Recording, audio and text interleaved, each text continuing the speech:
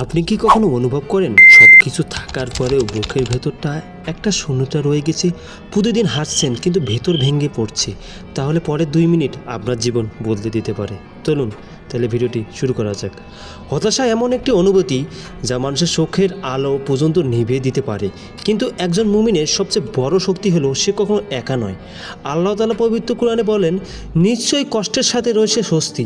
প্রতিটি দুঃখ, প্রতিটি ব্যর্থতা, প্রতিটি অশ্রুর পেছনে আল্লাহর একটি কল্পনা রয়েছে। আজ আপনি হয়তো ভাবছেন কেউ আপনাকে বুঝছে না, আপনার দোয়া কবুল হচ্ছে না, আপনার জীবন অন্যদের মতো সুন্দর নয়, কিন্তু মনে রাখুন, আল্লাহ কখনো তার বান্দাকে ভুলে যায় না।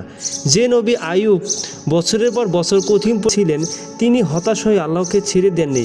যে নবী ইউনুস অন্ধকার সমুদ্রের গভীরে ছিলেন, তিনি আশা হারাননি। তাহলে আপনি কেন আশা হারাবেন? হয়তো আজকের কষ্ট আপনাকে এমন একটা জায়গায় নিয়ে যাবে যার জন্য আপনি একদিন আল্লাহর কাছে শুকরিয়া আদায় করবেন। আজের সিদ্ধান্ত নেই, অভিযোগ নয়, দোয়া করবেন। হতাশা নয়, তাওয়াক্কুল করবেন। মানুষের দরজা নয়, আল্লাহর দরজায় কড়া নাড়বেন। মনে রাখবেন, আপনার রব সেই রব যিনি শুকনো মরুভূমিতে ফুল ফুটাতে পারেন, অন্ধকার রাতের পরেও সূর্য উঠাতে পারেন, আর ভাঙ্গা হৃদয়কে আবার জীবিত করতে পারেন। শেষ কথা, হতাশ হবেন না। কখনো আপনার গল্প লিখছেন, আর লেখা গল্প কখনো অসম্পূর্ণ হয় না। তাই হতাশা থেকে মুক্তির জন্য সবাই এই দোয়াটি পড়ি।